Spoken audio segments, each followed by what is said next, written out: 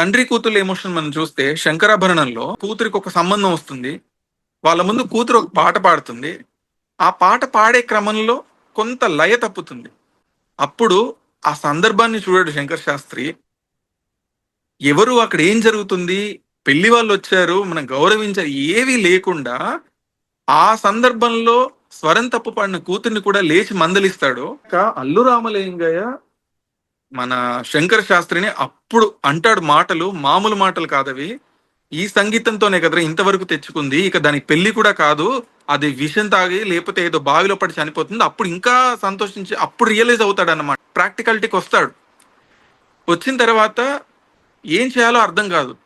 అప్పుడు నేరుగా పూజ గదిలోకి వెళ్ళి అరచేతిలో హారతి వెలిగిస్తాడు.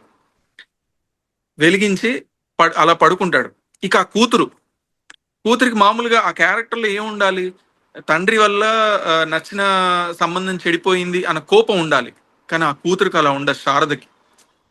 తనకు కూడా ఏంటంటే నేను నా తండ్రి ముందు స్వరం తప్పు పాడానే, నా తండ్రిని బాధ పెట్టానే అనేటువంటి ఆ పశ్చాత్తాపం ఆ కూతురుకు ఉంటుంది.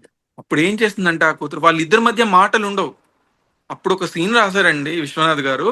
అలా ఆయన పడుకొని ఉంటే ఆ శారద వెన్నపూస తీసుకొని వస్తుంది.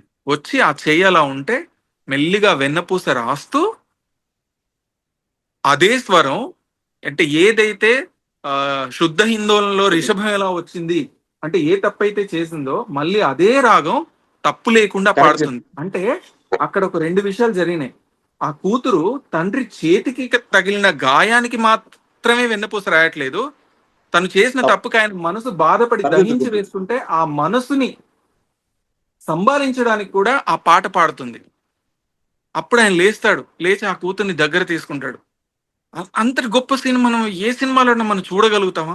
అంత డెప్త్ ఉన్నటువంటి సీను కేవలం విశ్వనాథ్ గారు మాత్రమే తీయగలరు. That is Yes. Called a cinema.